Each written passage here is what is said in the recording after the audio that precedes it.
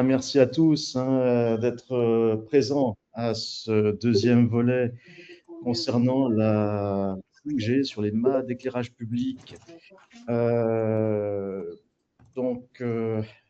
Nous sommes de plus en plus nombreux et c'est très agréable. Merci à tous. Bienvenue donc dans cette seconde session de cette série de 3 webinaires pour sensibiliser à l'arrivée de la 5G sur les mâts d'éclairage public pour se préparer à la régularisation du règlement européen. Donc la prochaine date sera le 4 décembre. Le 4 décembre à 9h30. Voilà, très important, retenez cette date. On parlera le 4 décembre donc des antennes, les droits, devoirs et redevances. Qui paye quoi, qui décide. Et on va aussi à ce moment-là clarifier les responsabilités de chacun.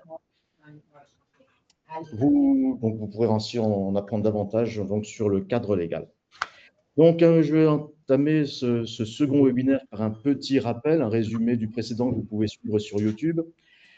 Donc, le règlement européen UE 2024-1309, applicable dès novembre 2025, donc nous sommes en pleine actualité, renforce la directive de 2014 sur la réduction des coûts de déploiement des réseaux. Il vise à assurer un accès généralisé aux gigabits, donc les fibres et la 5G, grâce à un cadre plus ambitieux et que le texte impose des délais de réponse stricts, la création d'un guichet unique numérique et de nouvelles obligations techniques pour les bâtiments et les travaux publics. Le précédent webinaire que vous pouvez retrouver en ligne, que je disais sur YouTube, expliquait ces évolutions, l'impact sur les collectivités et les acteurs locaux, et comment transformer ces contraintes en levier de développement et de nouvelles sources de revenus. Donc aujourd'hui, jeudi 6 novembre, nous allons voir tout ce qui concerne les mâts et l'éclairage public, les dessous de l'installation, et nous allons décrypter ensemble les techniques, le génie civil, les réseaux d'énergie et le rôle de chacun des acteurs pour réussir l'implantation des small cells ou macro cells. Les mâts d'éclairage public, ce deuxième webinaire de sensibilisation à l'arrivée des mini-antennes de téléphonie cellulaire sur les mâts d'éclairage public. Aujourd'hui, donc, ce webinaire sera consacré à un sujet qui relie l'urbanisme, le numérique et l'innovation.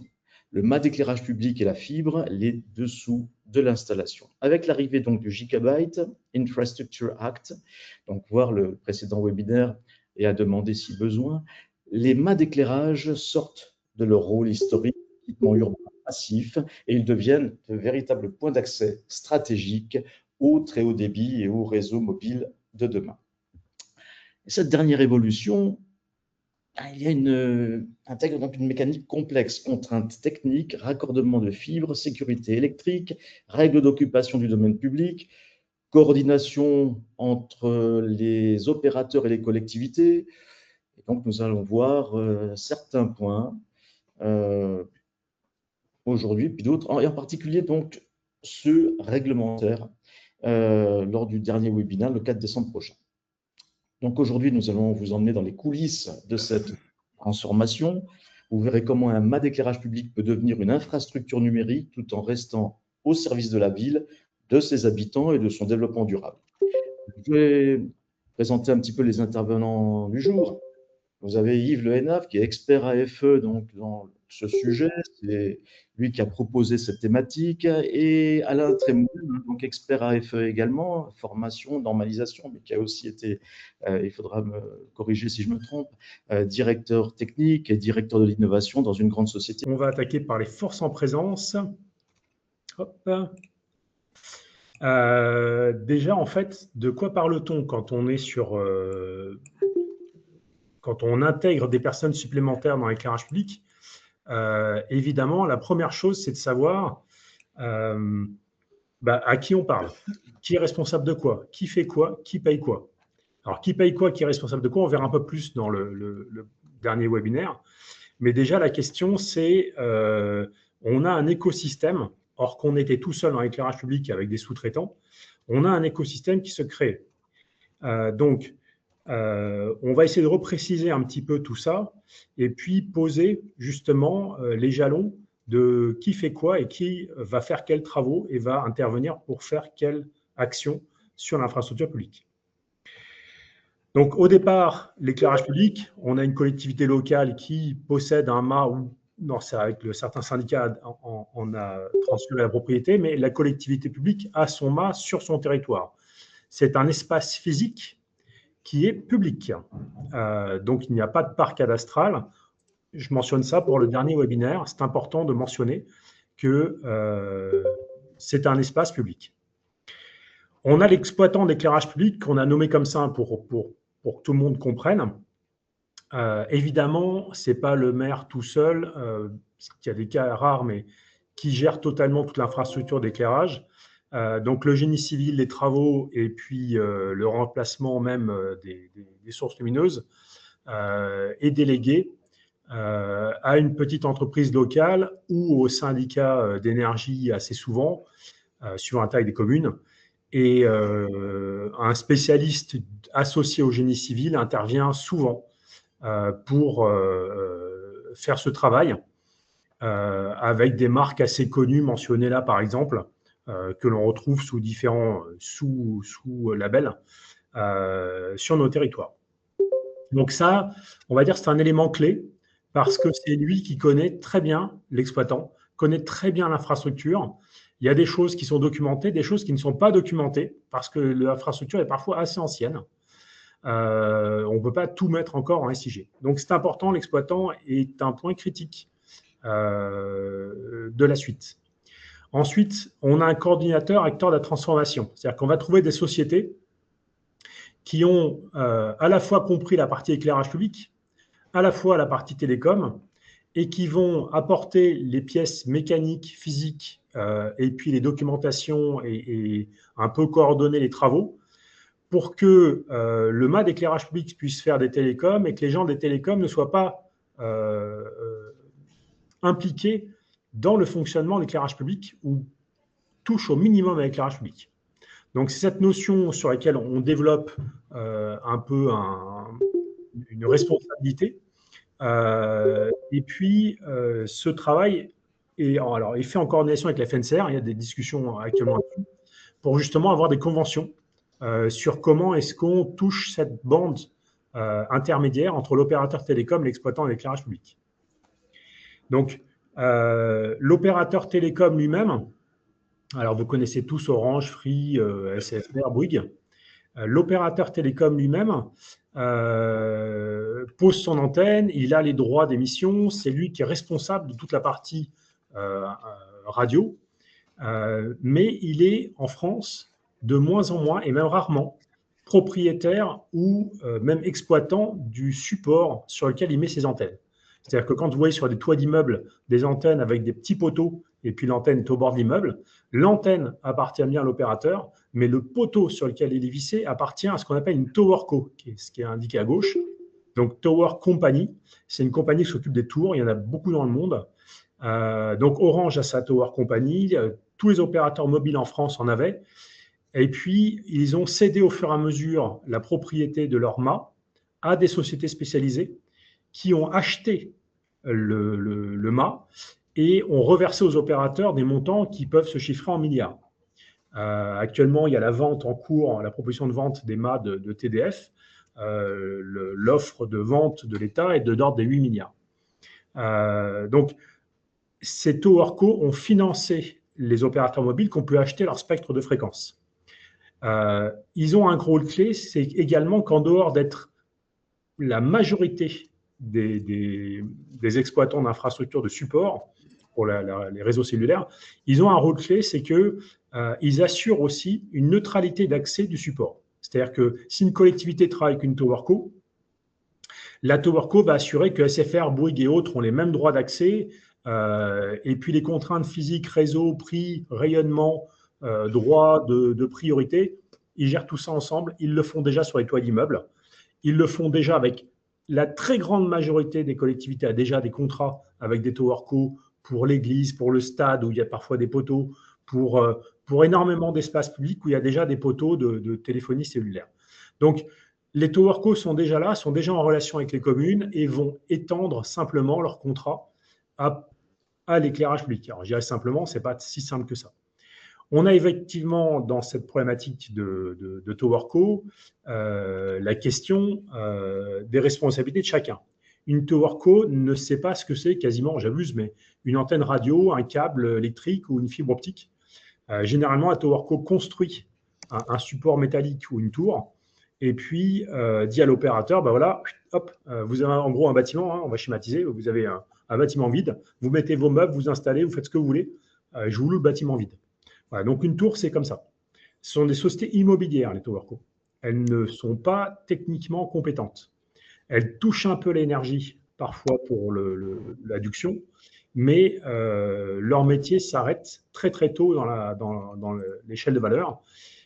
Ils font, on dit généralement, ils ne sont que des opérateurs passifs. Donc, en revanche, comme c'est eux qui mutualisent et qui gèrent le partage à plusieurs antennes, c'est quand même eux qui vont payer aux collectivités des droits d'occupation du poteau, de l'espace, donc des RODP aux collectivités. Et là aussi, là-dessus, c'est encadré légalement avec des nouveaux règlements. On y viendra lors du dernier webinaire. Donc la TowerCo va être majoritairement l'interlocuteur des collectivités, mais n'est pas techniquement compétent ni en éclairage ni en télécom. D'où l'usage d'un coordinateur pour les travaux et puis de ces partages d'informations communs que l'on fait actuellement pour que un peu toute la chaîne de valeur des forces en présence comprenne qui fait quoi et puis soit capable d'aller un peu vers les autres pour, je dirais pas ne pas se faire avoir, mais savoir travailler au mieux et protéger les intérêts de ces contractants, de ces collectivités. Voilà. Alors, ce slide est un peu compliqué. Je vais à la fois rentrer en détail, à la fois le survoler. En gros, qu'est-ce qu'on installe et qu'est-ce que c'est qu'un réseau cellulaire? On avait historiquement plein de notions de télécommunication. Ce qui est important, c'est de comprendre à quoi ressemble un réseau cellulaire 5G et par déclinaison 4G. Parce que même si aujourd'hui on parle de 5G, en réalité, la majorité des réseaux qui sont déployés sont des 4G. Mais techniquement, alors ce slide est un peu compliqué. Je vais à la fois rentrer en détail, à la fois le survoler. En gros, qu'est-ce qu'on installe et qu'est-ce que c'est qu'un réseau cellulaire? On avait historiquement plein de notions de télécommunication. Ce qui est important, c'est de comprendre à quoi ressemble un réseau cellulaire 5G et par déclinaison 4G. Parce que même si aujourd'hui on parle de 5G, en réalité, la majorité des réseaux qui sont déployés sont des 4G. Mais techniquement, alors ce slide est un peu compliqué. Je vais à la fois rentrer en détail, à la fois le survoler. En gros, qu'est-ce qu'on installe et qu'est-ce que c'est qu'un réseau cellulaire? On avait historiquement plein de notions de télécommunication. Ce qui est important, c'est de comprendre à quoi ressemble un réseau cellulaire 5G et donc, du coup, sur la mise en œuvre de ces réseaux, on a une notion qui est que on a une antenne physique radio qui est, on connaît en fait, c'est un tube, c'est différents éléments que l'on voit, ce qu'on appelle l'antenne. De plus en plus dans l'antenne, accolé dans le boîtier de l'antenne, il y a la carte électronique, le système d'amplificateur de puissance et puis le conditionnement du signal.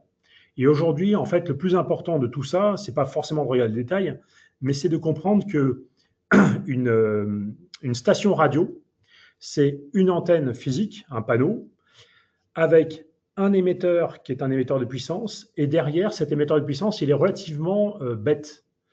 Un peu comme le système audio de vos PC, de vos installations de téléviseurs, vous avez des fibres optiques, ce qu'on appelle le SPDIF. Vous branchez parfois votre lecteur Blu-ray, votre équipement avec une fibre optique qui va vers un autre équipement. Alors maintenant, c'est de plus en plus HDMI, mais cette fibre optique transporte un signal audio qui est non codé, qui est simple, qui est brut. Vous l'envoyez depuis un lecteur audio vers un ampli très haut de gamme, c'est l'ampli qui fait le boulot. Mais le flux audio est un flux numérique brut. En téléphonie, c'est pareil maintenant. En téléphonie, l'émetteur reçoit une forme d'onde qui est générée par des équipements qui sont dans un réseau informatique. Et donc, l'antenne, elle ne sait pas, elle n'a pas de notion de paquet, de données, de quoi que ce soit. L'antenne, elle reçoit un signal qu'elle doit juste, sur une sinusoïde, émettre à la fréquence qui est configurée. Donc la station radio, elle est assez bête et elle ne sait même pas si elle transmet du 4G ou de la 5G quasiment.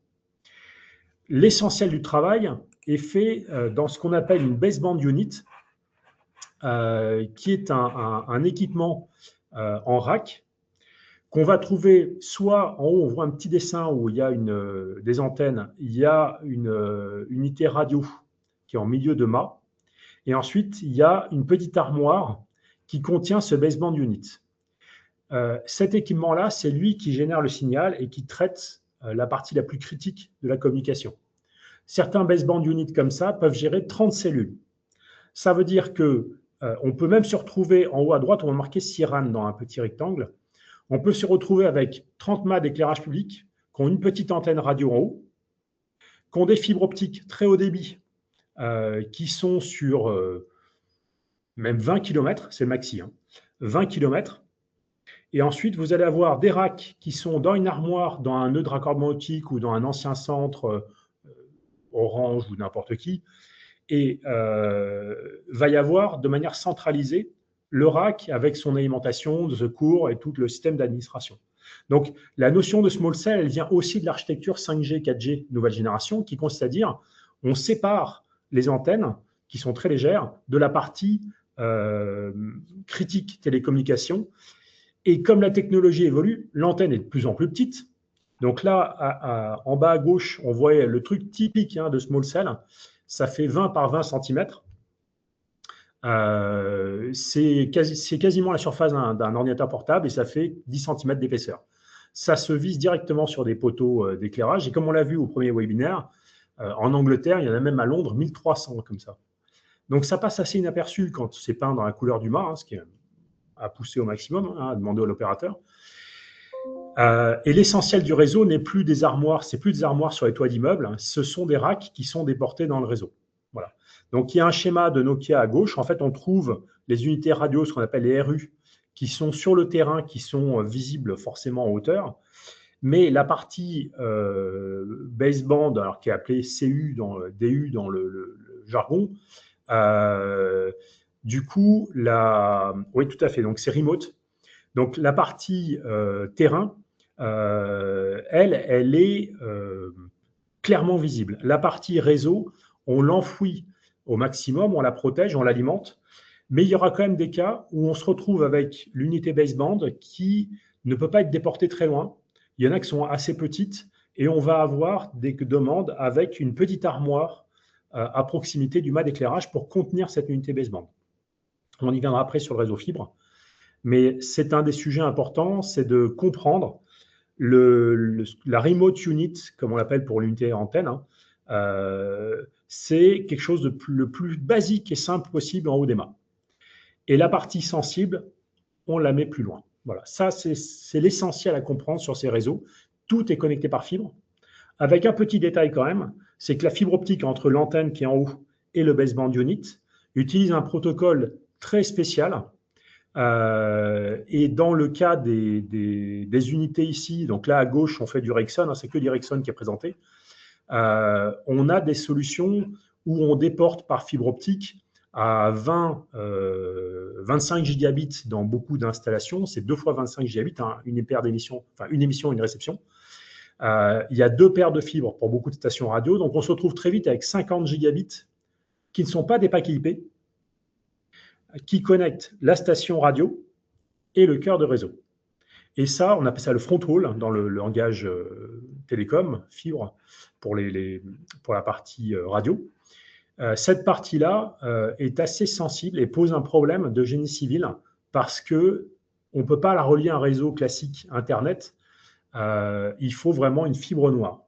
Voilà.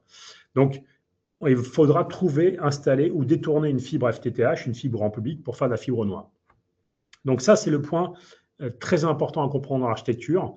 Il n'y a pas de réseau 5G small cell sans fibre optique. Les grosses stations, on fait du déport radio. On peut mettre une station et puis on met la fibre optique, on met un faisceau radio qui connecte plus loin. Mais économiquement, sur ce modèle 5G, 4G, qui est vraiment orienté petite station remote, loin sur l'antenne, le plus haut possible de la partie émetteur, et puis la partie intelligente, on sépare tout ça. Hop là, voilà. Sur l'infrastructure fibre, la notion, c'est de dire, on repart de l'infrastructure FTTH que le grand public a. Il n'y aura pas de small cell sans fibre optique. Le coût de la pose de la fibre est supérieur à l'installation d'un mât. Donc, dans beaucoup de cas, l'opérateur a intérêt à mettre un mât plus loin s'il ne peut pas utiliser un mât qui serait disponible, mais qui serait très intéressant en mutualisation éclairage, télécom, mais la fibre est trop loin, ça va coûter trop cher. Donc l'important, c'est de comprendre l'architecture. On a des nœuds de raccordement optique qui sont des petits bâtiments, un peu comme ce qu'il y avait avant pour le cuivre, avec des concentrateurs. Ils sont entre 2 jusqu'à effectivement 10 km, 20 km de chez vous. On a des points de mutualisation. On voit souvent dans la rue des armoires où il y a SFR, Free, Orange, ils ont chacun des zones où se raccordent les fibres optiques qui vont chez vous. Et puis les points de branchement, suivant où vous êtes et les contacts, qui sont soit dans les bâtiments collectifs, soit dehors, comme ça, ce qu'on voit sur les poteaux. On en a beaucoup comme ça, de plus en plus. Avant, c'était du cuivre, là où il y avait vos raccordements à téléphonie. Et maintenant, on voit cet enroulement typique de fibres autour. Et ça, c'est généralement à quelques mètres devant chez vous ou devant vos mâts. Ou alors, c'est dans le sol. On va y venir après. Donc là, en haut à gauche, on voit le cas d'une chambre de tirage. Vous avez dans le sol des chambres, mais dédiées fibre optique. Et ces fibres optiques ont des codifications de partage. Pour chaque opérateur, il y a des couleurs, il y a des fourreaux dédiés. Et ça marche assez bien. Et ils ont des systèmes d'information pour partager ce raccordement optique et les codifications de qui doit passer où son câble et ce qu'on appelle les masquages. Hein. Donc là, il y a un point important sur la fibre. Le mât d'éclairage va devoir être connecté à la fibre, à une chambre de tirage, généralement, proche de son pied. On rentre sur l'architecture. On trouve, comme je le disais tout à l'heure, l'antenne radio en haut d'un mât, donc qui est souvent ronde et assez compacte. Ou alors, l'antenne radio peut être intégrée directement sur le petit boîtier, comme je le montrais tout à l'heure sur la précédente page. Le petit système Ericsson, alors 4408 pour ceux qui sont intéressés ou qui vont aller voir les documentations. C'est un produit qu'on trouve très souvent, qui est assez performant. Voilà, où l'antenne peut être au-dessus. Et on va trouver parfois des systèmes où, sur les mâts d'éclairage, on va aller à des poids assez lourds. On va même pouvoir monter, dans des cas un peu extrêmes, jusqu'à 75 kg embarqués sur des mâts. L'écran, voilà. Donc là, on a une unité radio qui est assez compacte. C'est ça, et c'est très générique. On peut avoir des unités plus grosses. Alors, exemple un peu extrême. Par rapport à ma main, voilà la taille. Ça, c'est une unité 5G Ericsson de dernière génération. Ça pèse 25 kg. Vous n'aurez pas plus gros sur un mât. Ça connecte 10 000 personnes à 2 gigabits. Donc, l'unité radio, on va voir pour le poids, ça va être quand même les unités remote comme ça. Ça peut être une problématique à la mise en œuvre. Il peut y avoir jusqu'à 2 stations, puisqu'il peut y avoir 2 opérateurs télécoms sur le même système, voire un opérateur avec plein de canaux. Là, sur certains sites pilotes, on a des cas où il y a 3 fréquences. La 5G, 3 Giga 5, le 2 Giga 6, le 2 Giga 1 et le 1800 MHz sur le même poteau. Voilà, donc ce sont des cas d'usage où le dispositif radio peut être assez complexe. Il est monté généralement en haut. On n'aura normalement quasiment pas de cas où il y a des câbles coaxiaux parce qu'ils sont très gros, les câbles coaxiaux, à ces puissances-là avec les pertes. Et ça pose de sérieux problèmes. Donc aujourd'hui, aux États-Unis et partout où on vous a présenté la dernière fois les solutions, l'unité radio, tout est en haut. Et le mot remote est vraiment bien compris. C'est comme ça que ça marche. C'est loin en haut. On trouve donc ensuite des fibres optiques qui descendent. Alors, c'est généralement des câbles avec 12 fibres par câble, par gaine de 6 mm. Mais on a aussi l'alimentation électrique de la station radio. Alors, on va y revenir, effectivement, c'est une très bonne question pour la stabilité. On va avoir l'alimentation électrique des stations qui peut être en théorie 230 volts. Toutes les stations que vous voyez aujourd'hui en haut sur les tours quand vous êtes sur le bord de la route, c'est du 48 volts. C'est un standard télécom. Tout le monde fonctionne en 48 volts.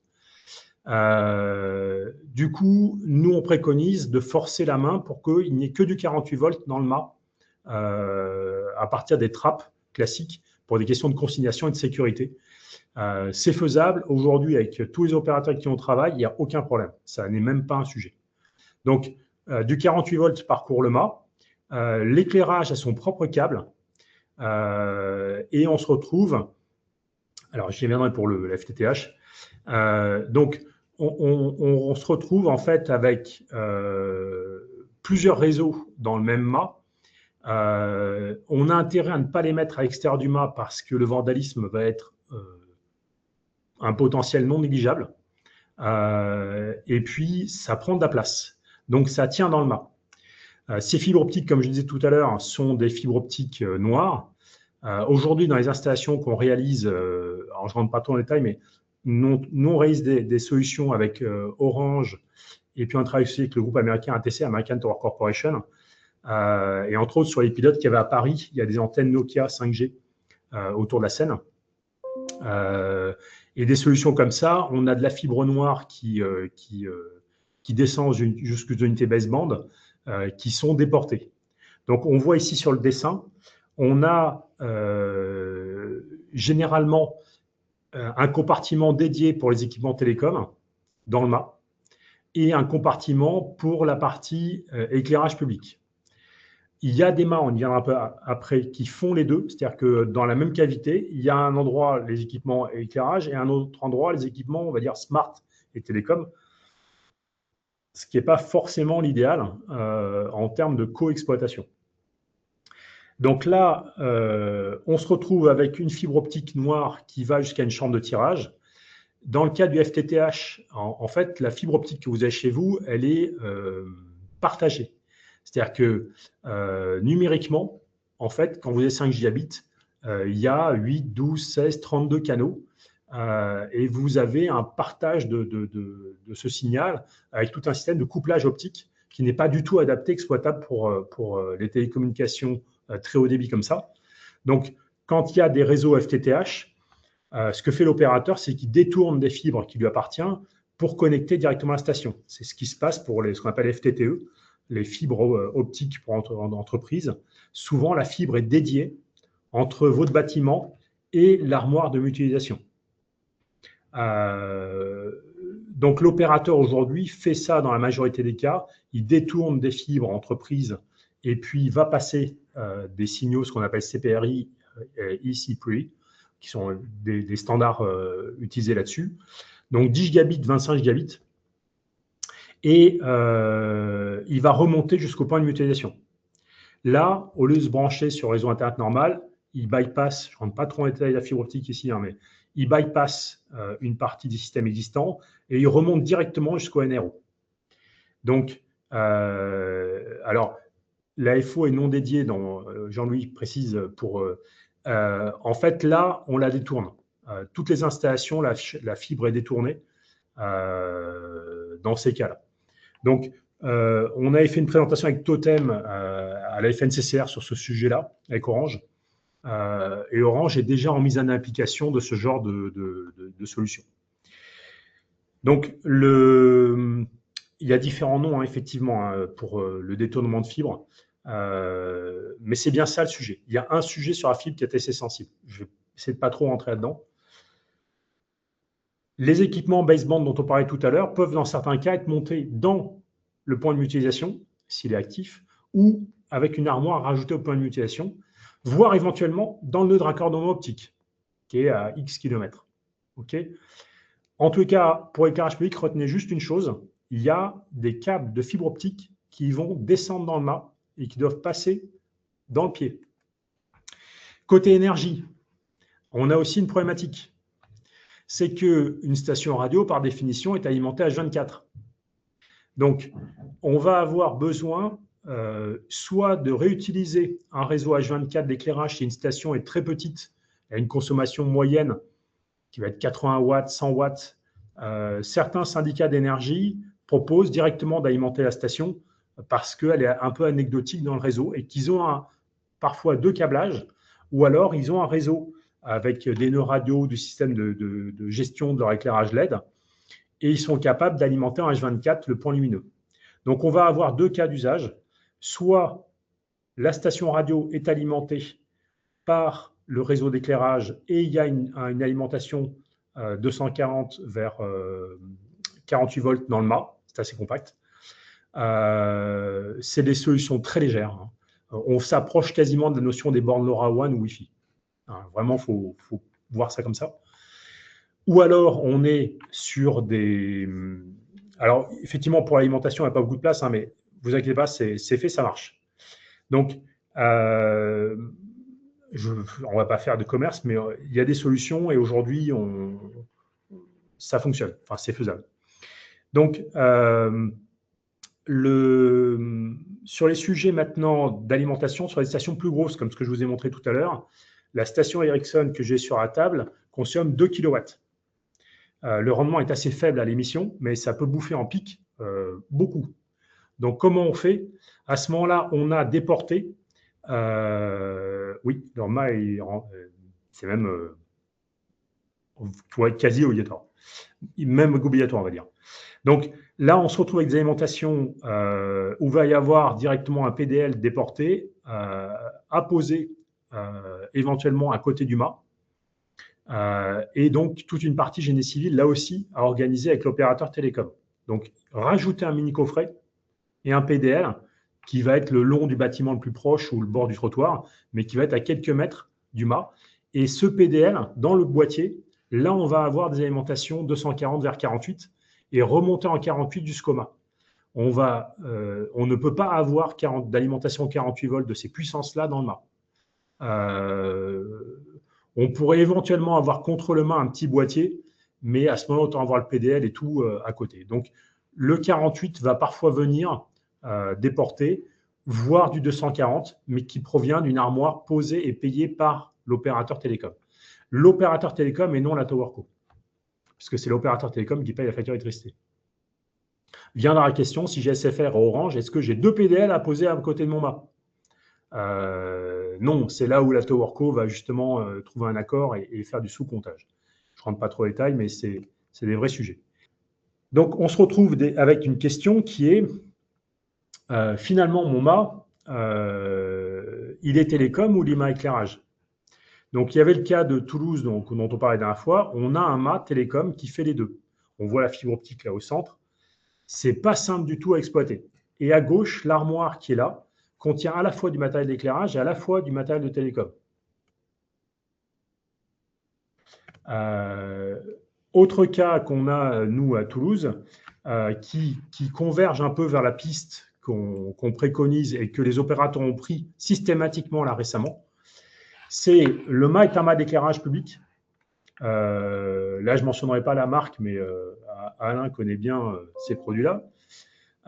C'est un mât d'éclairage public et ce mât reçoit 2 stations Nokia, là, qui sont des stations qui peuvent monter à 2 fois 20 watts émis. Chaque station fait 13 kg.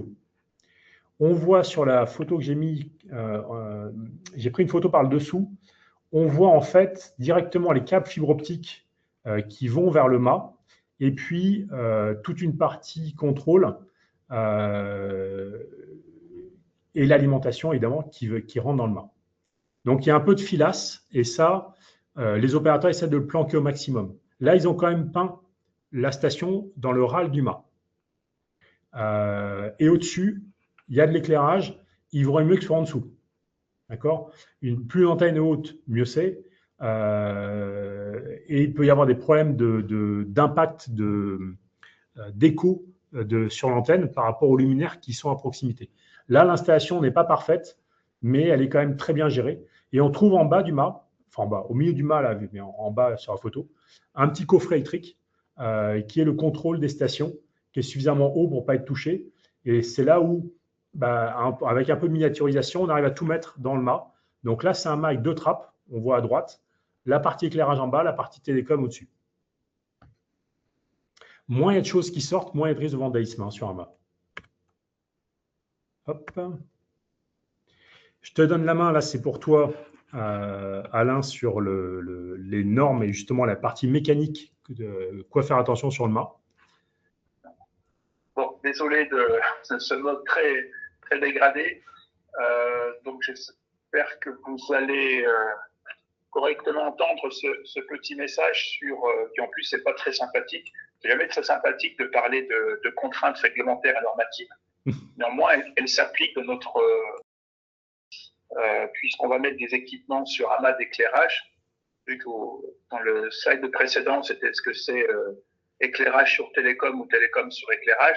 En fait, le législateur, il a dit que si on met un luminaire sur un mât, c'est un mât d'éclairage. Il n'a pas dit que ça, il a dit qu'il y a un marquage CE obligatoire et que cette exigence réglementaire, ça consiste à dire le mât ne doit pas tomber. Donc, c'est vraiment la normalisation sur les candélabres ou les mâts, c'est à des fins de sécurité mécanique. Il n'y a pas d'éléments sur la photométrie, bien sûr, ou la sécurité électrique qui sont traités par ailleurs. Là, c'est bien, il ne faut pas que le mât tombe. Donc, marquage C obligatoire, imposé par le fabricant. Il y a une norme donc, qui est européenne, EN40, qui est bien connue. Donc, j'ai précisé que c'est un rappel, mais ça fait 20 ans qu'on est dans ce système de marquage CE qui s'appuie sur le N40. Et surtout, un élément très, très important, c'est une certification dite de niveau 1. Qu'est-ce que c'est? Ça veut dire que le fabricant ne peut pas marquer directement ses produits. Il faut passer, en fait, un fabricant de mât demande à un organisme notifié. Alors, il y en a un en France, donc tout le monde a pris le CTICM, mais il y en a une vingtaine en Europe. Donc, on peut prendre d'autres intervenants, mais c'est le CTICM qui a fait pour tous les fabricants français. Et donc, le CTICM vérifie par succession d'audits de dossiers que le fabricant est capable d'appliquer la norme N40. C'est vraiment majeur comme différence avec, par exemple, sur un luminaire, vous avez aussi un marquage CE. Le législateur a dit il faut assurer la sécurité électrique principalement, et puis aussi la CEM, il faut assurer la sécurité électrique. Il y a une norme européenne aussi, mais c'est une auto-certification. Les fabricants peuvent auto-certifier leurs produits. C'est pas du laxisme, simplement, ils restent totalement responsables, puisque, encore une fois, c'est du pénal, c'est des risques produits, c'est du pénal si on a un marquage CE qui est abusé. Donc, c'est très important. Donc, il faut avoir ce contexte, on est en certification niveau 1. Ça veut dire que tous les mâts qui vont être fabriqués par un fabricant doivent être marqués avec des éléments très spécifiques et la liste complète des mâts qui respectent cette N40 est transmise au CTICM tous les 6 mois. Donc, c'est quelque chose qui tourne depuis 20 ans, donc tout le monde sait maintenant, les fabricants de mâts qui ont demandé la notification, savent parfaitement concevoir, calculer, fabriquer les mâts, puisque ça porte sur l'ensemble du processus. C'est pour ça que c'est pas un produit, on peut pas vérifier si un mât est conforme en le mettant dans un laboratoire. C'est du niveau 1, puisque ça intègre aussi des processus de fabrication, la maîtrise de la soudure, la maîtrise des matériaux, de traitement de surface, etc. Alors qu'un luminaire, on peut le mettre dans un laboratoire et le laboratoire peut dire il est conforme ou pas. Élément important aussi, donc, si on ajoute quelque chose sur un mât, alors là la partie télécom est un peu nouvelle, en tout cas pour moi, mais on ajoute régulièrement des décorations, des fleurs, des panneaux. Si vous remontrez le slide précédent, sur les mâts télécom, il y a des câbles qui sont accrochés. Je ne sais pas ce que font ces câbles-là, mais c'est des câbles qui exercent vraiment un effort sur le mât et ça n'a pas forcément été pris en compte au départ. Si ça a été rajouté, eh bien, il faut demander au fabricant de revérifier que le mât prévu et conforme, si on rajoute. Donc, bien sûr, ça vaut pour des panneaux de vitesse, des décorations de Noël. Et donc, il y a ces vérifications qui sont nécessaires. Et puis, je précise également que le massif et les ancrages font partie intégrante du mât. Ce n'est pas que l'élément acier qui dépasse. Bien sûr, la stabilité de l'ensemble est assurée par le massif au pied du mât et la définition des ancrages en longueur, diamètre et type d'ancrage. Donc voilà le contexte. Le périmètre de la norme, il est assez large. On parle d'éclairage. Donc alors c'est des mâts droits inférieurs à 20 mètres ou à crosse inférieure à 18 mètres. Donc une crosse, vous savez, c'est un élément où on va déporter le luminaire. Soit le luminaire est posé directement sur le mast d'un mât droit, et s'il y a un élément, une crosse, qui le déporte, c'est limité à 18 mètres. Si les mâts sont plus grands, c'est le cas par exemple des mâts de stade, d'éclairage de stade, ils ne rentrent pas dans le cadre de la norme 40, mais il y a d'autres réglementations, notamment du CTCM, qui sont d'autres natures, et on ne va pas appliquer le N40. Alors après, j'ai mis le détail des normes, donc vous voyez, la liste qui est en dessous, c'est juste pour montrer qu'il y a une liste, un corpus normatif, donc le N40 et là c'est déclinaison. Il y a une dizaine. Alors il y a des choses, vous voyez, la première, c'est terme et définition. C'est normal, on commence par définir ce que c'est. Dans tous les métiers, il y a des éléments à définir, il y a du jargon, donc on précise ce que sont tous les éléments. La partie 2 est assez importante, elle va nous intéresser beaucoup dans notre problématique, c'est tout ce qui est dimension et tolérance. Alors c'est une partie informative, mais voilà, on est guidé sur les dimensions qu'on doit prendre. Ça concerne alors des éléments qui vont être cruciaux, c'est les semelles, les ouvertures, les passages de câbles. Donc il y a des éléments qui sont mis dans la norme pour s'assurer qu'on peut alimenter correctement des lumières d'éclairage public dans un mât. Là, on va ajouter des éléments supplémentaires, ça à vérifier. Partie 3, ça concerne la vérification du mât. Donc 3.1 sont les chartes. Là, c'est simplement définir les efforts qu'on va appliquer sur le mât. C'est essentiellement des efforts dus au vent.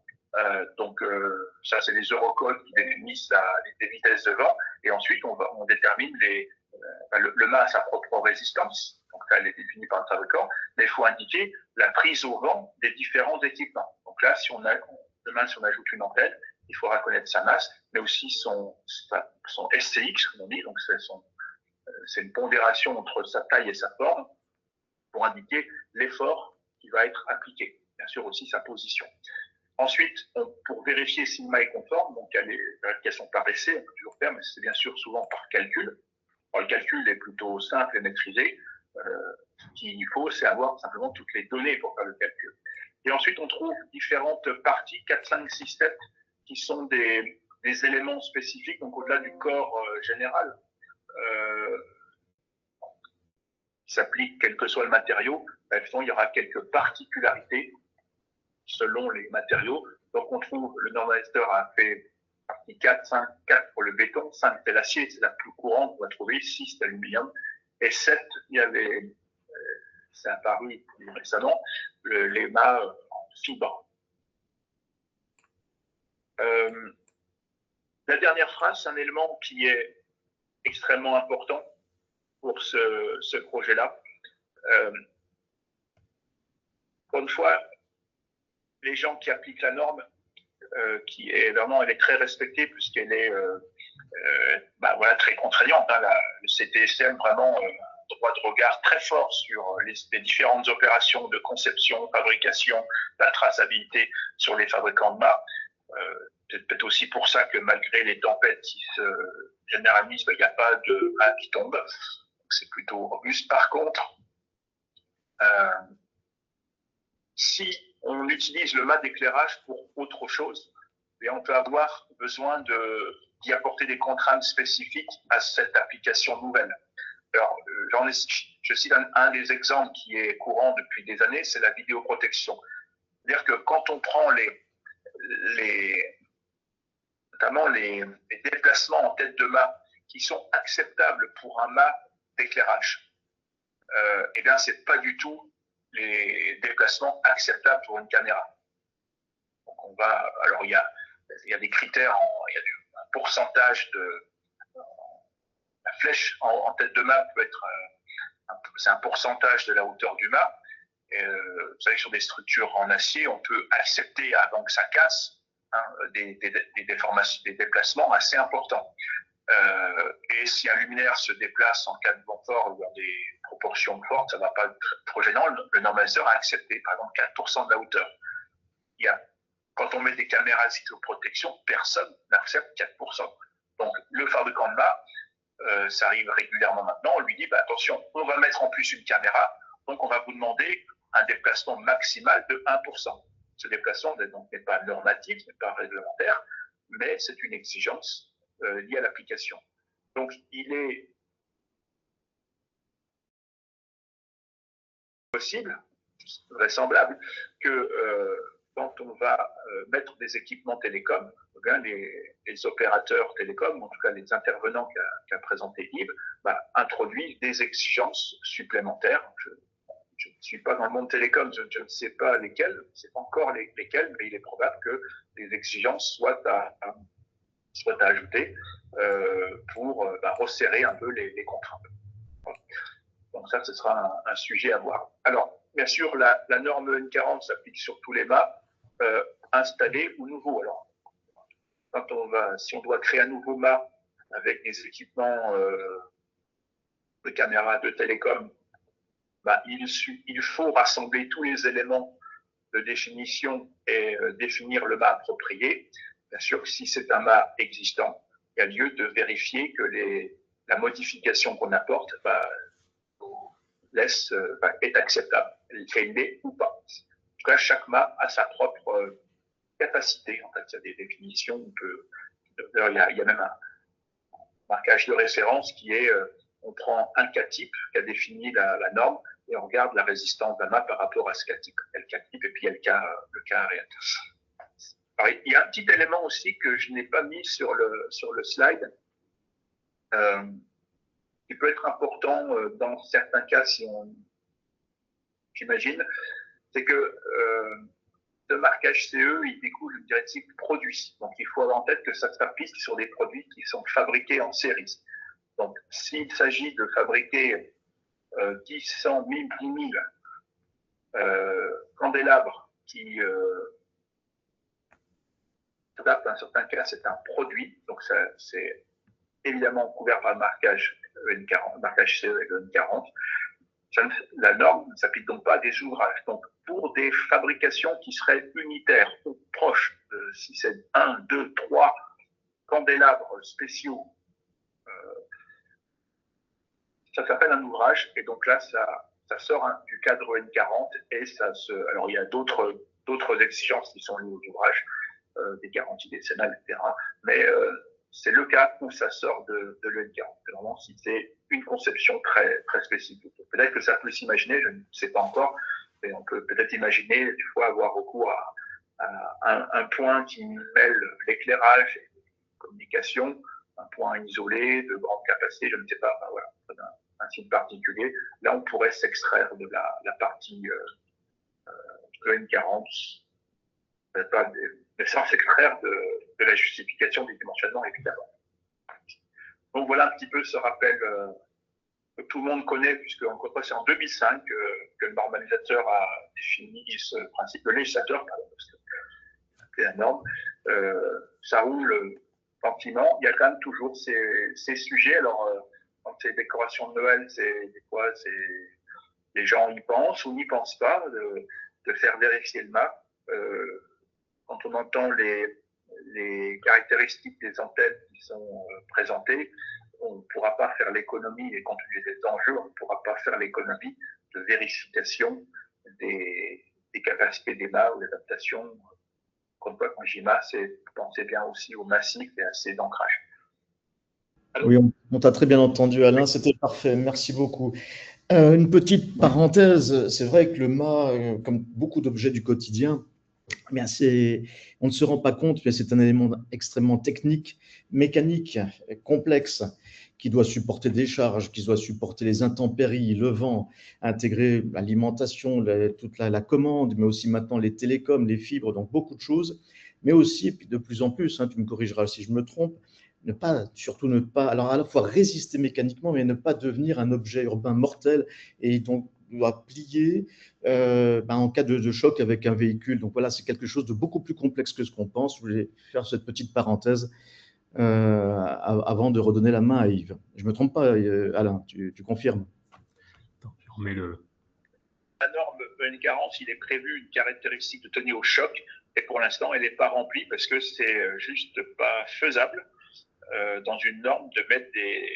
Autant on arrive à se mettre d'accord sur la caractérisation des effets du vent. D'ailleurs, quand on voit les vents sur des tempêtes, c'est assez dynamique. Alors, en fait, ce qu'on fait, c'est qu'on prend des effets statiques avec une amplification, mais les effets du choc, c'est très compliqué de modéliser, donc c'est même pas pris en compte dans la norme. Par contre, il y a un élément, et quand je disais qu'il y aura peut-être des exigences particulières aux télécoms, j'imagine que les problèmes de fatigue, de vibration et de fatigue seront peut-être à prendre en compte de manière plus particulière. Ils sont déjà pris en compte dans la norme 40. Il y a des critères de durée de vie, parce qu'il ne faut pas que le maïs tombe avec un vent excessif.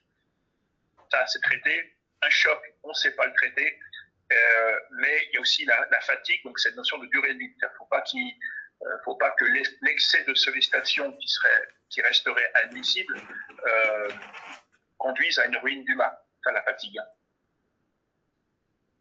D'accord, très bien. Merci beaucoup, Alain. Je parlais de ça parce que j'avais vu un brevet récemment, justement, sur ces mâts qui peuvent se plier en cas de choc. Je vais juste, effectivement, sur des questions qui ont recoupé, ça, justement, certaines questions qui sont passées sur la sécurité électrique et puis les travaux. Donc, comme on l'a dit, hein, là, on a bien vu qu'il y avait un sujet de dimensionnement de mât, mais également de massif et fondation. C'est-à-dire que si on réfléchit de manière un peu sérieuse, et je dirais qu'il y a une question qui a anticipé la réponse, oui, il faut changer le mât. Après, c'est une question de choix technique et je ne peux pas rentrer là dans ce genre de discussion ici, mais très clairement, personnellement, je ne vois pas comment on met en place des équipements télécoms sur un mât. Et par l'expérience que l'on a, nous, on fait systématiquement changer le mât. Il faut qu'il y ait non seulement un mât robuste, mais une documentation parfaite. Et la documentation est au moins aussi importante que la technique.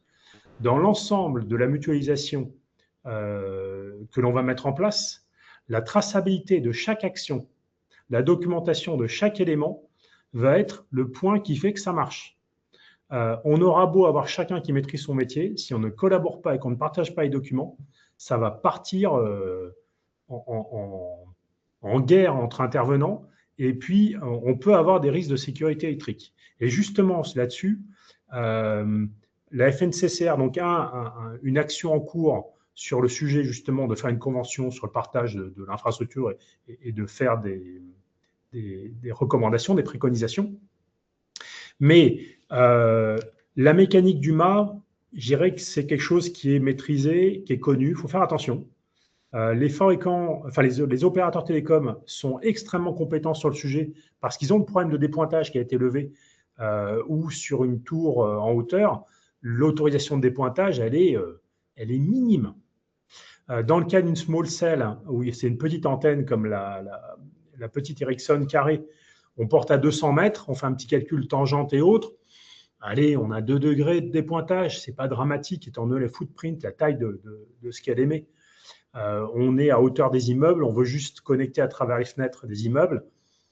Même 5 degrés, ça passe. Donc, en revanche, on a une grosse station 5G, comme ce que je montrais tout à l'heure, avec des antennes, une capacité de portée à 500 mètres, voire 1 km. Là, on a un souci, en fait. L'opérateur peut l'accepter en ce sens où, mais c'est une question de l'opérateur qui est dans la définition de projet, l'opérateur va dire en certains cas, OK, cette cellule, elle est secondaire à une cellule plus grosse que j'ai plus loin. Cette cellule, elle me sert à décharger mon réseau. J'accepte une dégradation de service sur la zone pendant X% du temps sur l'année. Et là, lui va devoir connaître quand même la capacité en charge du mât et va la revérifier. Donc là, en fait, on a 2 guichets qui vont travailler sur la résistance du mât. Il y a la partie éclairage public pour sa propre sécurité. Tout doit être documenté. Et si on met quelque chose sur le mât, bah, forcément, toute personne qui exploite le mât doit être garantie qu'il ne va pas tomber, enfin, qu'il ne va pas se déformer. Pire, la ruine, effectivement, qui n'arrive quasiment jamais. Mais il faut quand même se méfier. Moi, je mets plus une alerte sur les fondations là-dessus, sur ce sujet. Et puis, l'opérateur télécom qui a des exigences de performance où il va analyser les risques de dégradation de service. Donc, il a les capacités aussi pour calculer et lui aussi va calculer. Donc, on a 2 entités qui doivent avoir les documentations sur les calculs de charge de ce mât. En plus, comme je l'ai dit tout à l'heure, une Towerco, elle peut très bien dire à Orange, SFR, Bouygues et autres, OK, vous mettez une petite station comme ça. Et puis, 1 an après, comme il a un droit de location, 1 an après, il va vous dire, OK, non, on va mettre une station de 25 kg là. Et il a le droit. Donc, si le mât et tout n'a pas été calculé d'avance pour le pire cas, il faudra dire dès le départ, en fait, OK, vous avez une convention pour utiliser ce mât. Ce mât aura une capacité de temps en SCX, en distribution de poids, et puis le dépointage est votre problème. En fait, on transfère la responsabilité des pointages à l'opérateur. Mais ça devra être défini à la convention, en fait, point par point, dossier par dossier. Donc, ça se fait déjà dans d'autres pays où c'est très documenté. Et en France, c'est un des buts avec la FNCR, avoir ces fiches et ces canevas qui permettent de travailler ensemble sur l'infrastructure. Les fondations, j'y mets quand même un point particulier. Nous, on recommande aussi de changer de massif. Pourquoi? Parce que passer la fibre depuis même 2 mètres, 50 mètres dans le pied de mât, à moins de faire du bricolage infâme, ça va être très difficile. Donc, le massif, s'il est déjà prévu avec plusieurs passages dans le pied, comme c'est le cas sur la petite photo, oui, c'est peut-être possible de rajouter une gaine, un fourreau, mais il y a quand même du poids qui est en tête de mât, il y a des risques de mouvement de terrain, donc un dépointage qui n'est pas dû au vent mais qui est statique, et là, s'il évolue au cours du temps, pour l'opérateur, c'est quand même problématique. Donc ça, des fondations plutôt stables, c'est plus important pour l'opérateur télécom que pour l'éclairage, et il va insister là-dessus. Qui plus est, une Towerco vend un service à un opérateur mobile. Ce service doit être défini. Si on a... Hop là, attendez, je rattrape, c'est bon. Si on a un souci de qualité de service rendu par la Towerco, il ne paiera pas. Et puis, je termine juste sur un point, mais qui est assez logique, on y reviendra après. Donc, la loi prévoit la mise en place d'un guichet unique pour les demandes de SIG et d'informations sur les mâts d'éclairage. Donc, l'opérateur demande à un guichet unique national, comme pour la fibre, voilà, je veux avoir les informations sur ce point. Et l'ensemble des réseaux et des données sur le mât doit être transmis à l'opérateur. Donc, le texte de loi, la proposition de loi a été présentée cet été. Le petit texte est dessus, là. Et ça va demander à être extrêmement bien précisé parce qu'aujourd'hui, c'est ultra flou. Et une fois que le lien est établi, c'est là où il faudra que l'opérateur s'engage, donc, oui, autant que possible à remplacer le mât, hein, ça c'est quand même hautement préconisé, mais aussi à signer les conventions et autorisations d'accès à l'infrastructure et coordonner tout ce qui est détail des ICT qui va aller avec. Donc ça, c'est un vrai sujet. Il y aura une partie légale qu'on abordera en décembre, mais c'est un vrai sujet. Et c'est la Towerco qui change le mât. La Towerco, comme son rôle est de payer une infrastructure louable, c'est la Towerco qui est la force d'investissement. Et c'est elle qui va payer également le génie civil. C'est-à-dire que le fourreau pour aller jusqu'à la chambre de tirage, comme il peut y avoir dans un même fourreau 4 fibres, il peut y avoir plusieurs opérateurs télécoms qui mettent ensuite leurs fibres dedans, les opérateurs acceptent de partager le même fourreau dans ce cas-là, sur les derniers dizaines de mètres. Donc, on peut avoir plusieurs opérateurs et c'est la TowerCo qui a fait l'investissement du génie civil pour qu'il n'y en ait qu'un seul. Pareil pour l'énergie. Il peut y avoir plusieurs câbles 48 volts ou 230, enfin, chacun dans une gaine dédiée, évidemment, on ne va pas mettre 48 et 230 ensemble, mais ces fourreaux sont financés par la TowerCo. Propriété à la collectivité, ça va être à discuter au point par point. Aujourd'hui, les TowerCo, à partir du moment où elles financent cette gaine, si elles le financent entièrement, elles en sont propriétaires. Si la collectivité dit, bah, écoutez, moi, ça m'intéresse de pouvoir mettre des bornes Wi-Fi ou différentes choses, etc., ou des caméras de surveillance, hein, typiquement, il peut y avoir un accord de partage qui est plutôt sous forme d'abattement ou de suppression de redevances annuelles. Il y a des prix. Alors, il y a juste un petit, voilà. Suivant les tailles de stations, hein, on peut avoir des stations petites, des stations moyennes comme à Toulouse ou des stations plus grosses, comme ce que je vous ai présenté avec le cas d'Ericsson, enfin la station 5G. Suivant ce qui est payé à la collectivité, il peut y avoir une négociation sur la réutilisation des fourreaux, sur beaucoup de choses, et entre autres les bandes Wi-Fi au LoRaWAN. Là, dans beaucoup de cas, ça peut se négocier de mettre en place une caméra de surveillance en même temps, mais c'est au coup par coup. Hein, au coup par coup. Merci beaucoup Yves et merci Alain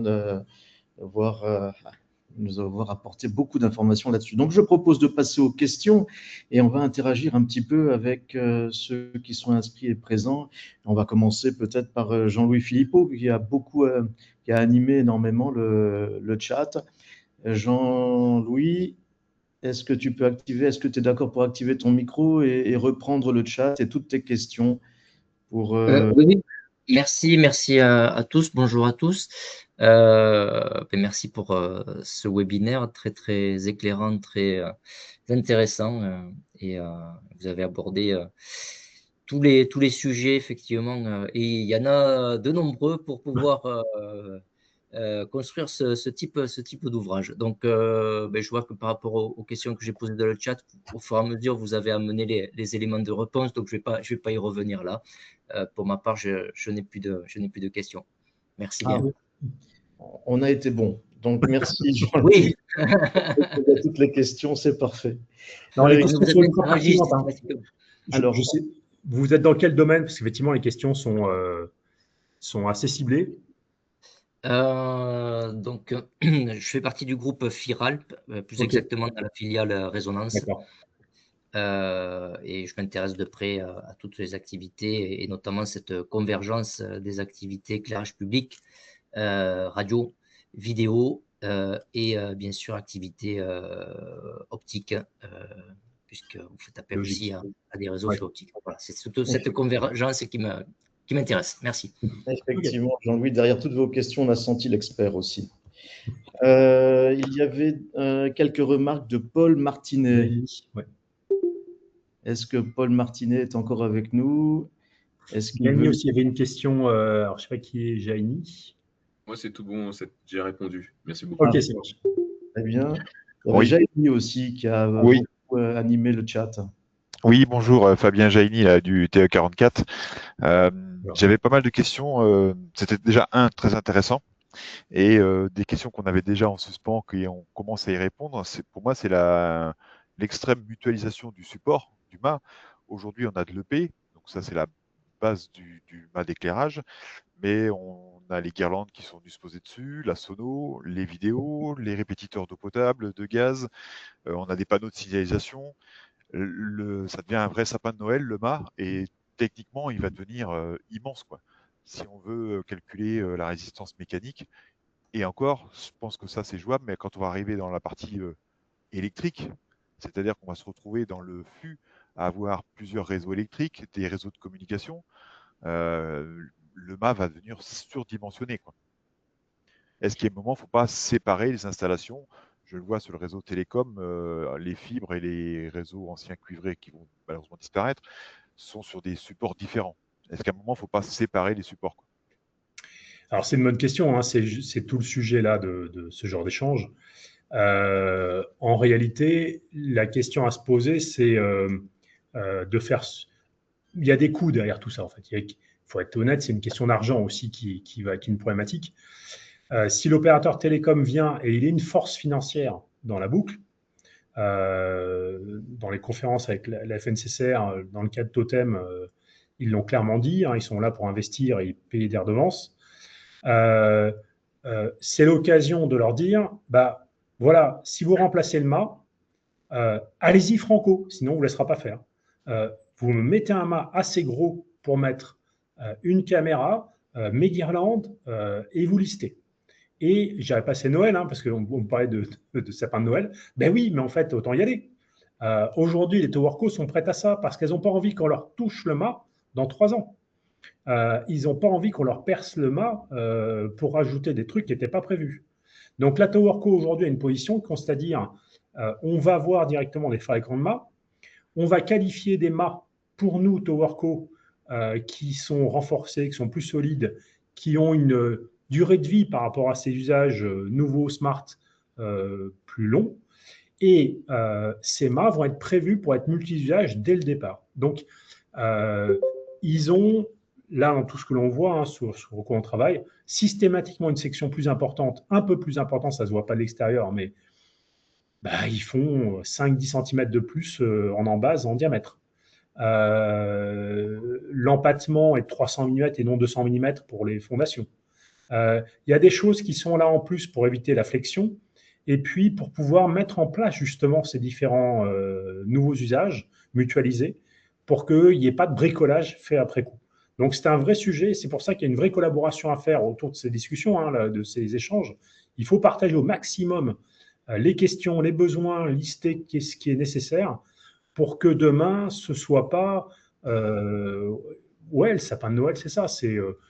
que chacun accroche son truc et bricole. Aujourd'hui, on voit des trucs ahurissants avec les syndicats d'énergie où ils sont mis devant le fait accompli de collectivités qui ont laissé poser des trucs sur les mâts avec des installateurs XY. Et ça, c'est à la base, c'est très discutable. Et une fois que ce mât va avoir un contrat avec un opérateur télécom qui paye pour utiliser ce mât, là, il y a un souci. Aujourd'hui, beaucoup de collectivités ont besoin de ces redevances. Les redevances cuivre vont disparaître parce que les réseaux de cuivre s'arrêtent. Donc, les redevances des opérateurs télécoms vont financer le déclarage, vont financer des travaux au déclarage. Mais pour ça, il faut que, bah oui, on ne casse pas la machine en cours de route. Donc, c'est un vrai sujet, c'est clair. Et c'est là où c'est à vous aussi de vous exprimer, experts dans l'exploitation, pour que les opérateurs télécoms soient au courant de quoi vous avez besoin pour travailler. Mais c'est vrai que c'est un très gros travail parce qu'il y a l'histoire mécanique, effectivement, du surdimensionnement du mât. Il y a l'accès aux ouvrages. Donc, il faut une trappe pour l'éclairage public, il faut une trappe pour la vidéosurveillance, il faut une trappe pour les télécommunications. Mais à un moment, le mât va pas être assez grand. Je pense qu'il va falloir se poser les questions s'il ne faut pas doubler le mât. C'est-à-dire que je vois pour les caméras aujourd'hui, souvent on nous reproche votre mât d'éclairage n'est pas au bon endroit pour qu'on puisse filmer. Posez un mât pour votre caméra, dans ces cas-là, au bon endroit. Ouais. Au lieu de poser 2 caméras pour pouvoir avoir le bon angle, posez un mât au bon endroit. C'est-à-dire que la mutualisation, à un moment, elle a ses limites, quoi. Oui, certes, il faut éviter de faire des forêts de mâts, mais je me mets à la place des exploitants. On va avoir dans un même mât 4, 5, 6 exploitants. Et je ne sais pas si vous avez déjà ouvert une trappe et mis les mains dedans. Oui. C'est pas simple. Donc, on va avoir des accidents et des dommages d'ouvrage. C'est-à-dire qu'en faisant l'exploitation de la changement du disjoncteur, admettons, de la prise guirlande, ils vont abîmer la fibre ou déconnecter l'alimentation de la caméra. C'est un ouvrage électrique, hein, c'est un local électrique, mais qui est vraiment très, très restreint, quoi. Alors là, on est déjà dans des cas où… Et je ne parle pas des armoires, hein, parce qu'on oui, va se retrouver avec 3, 4 comptages dans une armoire et tout. On surdimensionne énormément, là. Il y a des pilotes en cours hein, avec le syndicat d'énergie des Landes, entre autres, qui servent pour la FNCCR de référence justement sur ce genre de problématique, sur la mise en œuvre. Et dans le cas des Landes, le sujet est bien que ce soit le syndicat qui fasse tous les travaux. Donc, il n'y a pas de choses qui passent en dehors du radar du syndicat. Donc, c'est un vrai sujet. On ne va pas rentrer trop dans le détail, parce qu'en plus, il y a des choses qui seraient techniques, hein, mais aujourd'hui, le syndicat doit être absolument, dans le cas de sa juridiction, hein, le maître d'œuvre, posséder documentation et forcer la main de l'opérateur télécom parce qu'il a un poids suffisant pour lui forcer la main. Ce ne sera pas le cas d'une petite commune. Aujourd'hui, il y a des guerres entre opérateurs télécoms et communes sur des droits d'urbanisme pour mettre des mâts. Là, ils ne peuvent pas jouer à ça. Donc, le sujet, il est là. C'est vous avez la main. Si c'est faisable, il y a des gens qui sont capables de faire les matériels miniaturisés qui permettent de faire ça, des mâts qui vont bien, et l'opérateur télécom qui a qualifié ces matériels miniaturisés.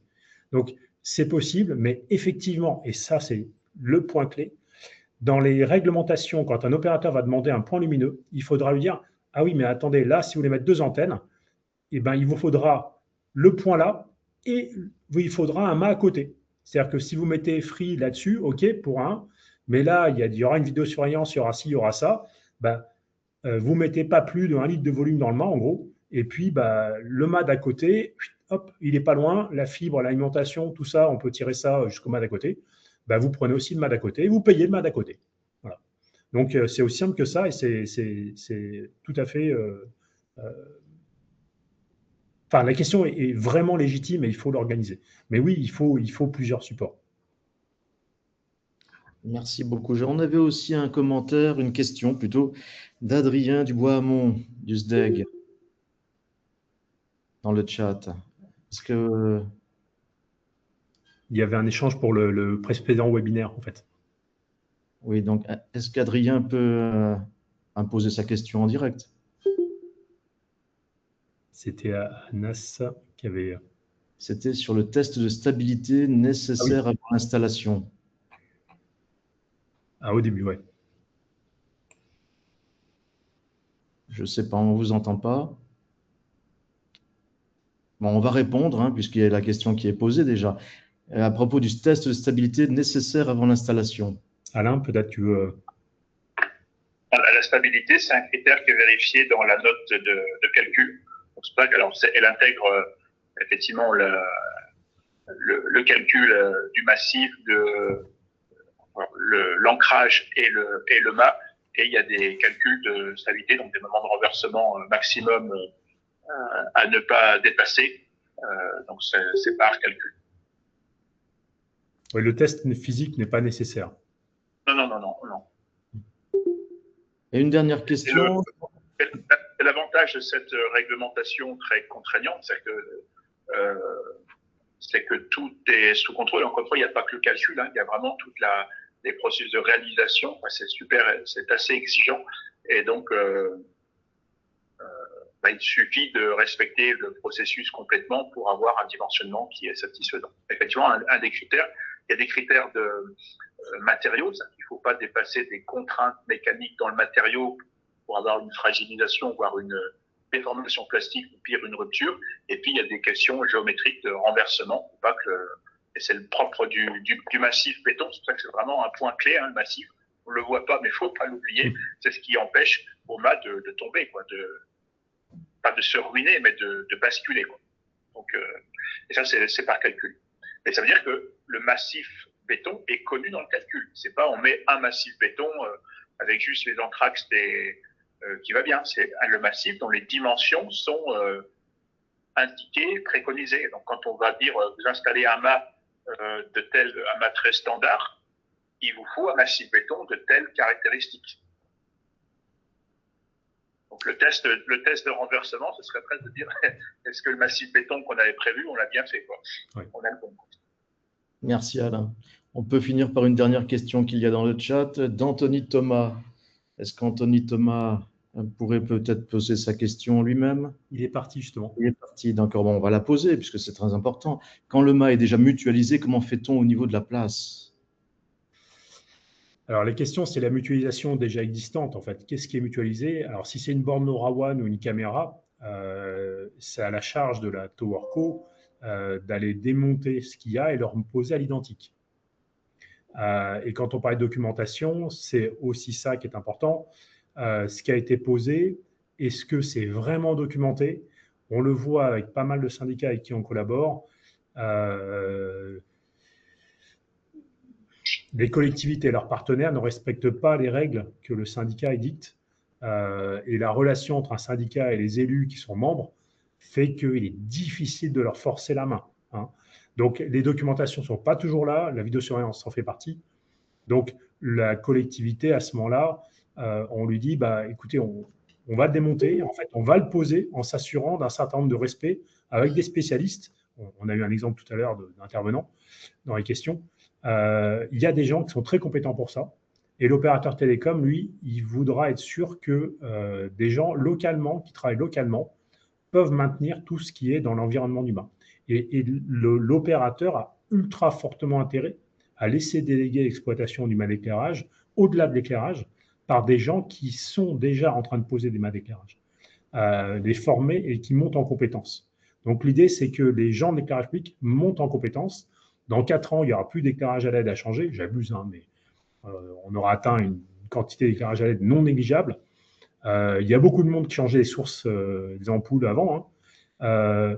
Ces gens-là, les former et avoir le monde télécom qui les paye pour maintenir les mâts d'éclairage avec d'autres choses dessus, c'est une logique. Donc, il faut aller jusqu'au bout de la logique. Et autre question d'Anthony Thomas, qui va devoir payer les contrôles de stabilité, les opérateurs télécoms? Oui, en fait, ils l'ont prévu. Normalement, ils ne le feront pas. Enfin, il n'y en aura pas besoin à part en cas de doute, quand c'est bien dimensionné. D'autre part, et dans beaucoup de cas, si les solutions techniques mises en place par l'opérateur sont optimales, il y a des systèmes d'adaptation, de kits d'adaptation pour les stations radio, avec des capteurs qui analysent justement le mât en choc, en inclinaison, en mouvement au vent, en fréquence de mouvement au vent, qui permettent de prédire les défauts d'exploitation de l'antenne. Donc, si le mât ne bouge pas quand il y a du vent, en connaissant les zones de vent et les forces de vent, il n'y aura pas de test. Si le mât bouge plus que ce qui est prévu, il y aura un contrôle qui va être fait. C'est plutôt comme ça. Voilà. Merci beaucoup Yves, merci Alain, merci à tous pour votre présence. Je pense qu'on peut clôturer ce second webinaire et je vous invite à suivre le 3e et dernier webinaire, donc le 4 décembre. Et vous pourrez retrouver les enregistrements de ces 3 webinaires sur le site, la plateforme YouTube de l'AFE. Et si vous ne le retrouvez pas, demandez-nous, on vous enverra le lien directement. Merci à tous, merci beaucoup. Et bien, au 4 décembre, 9h30.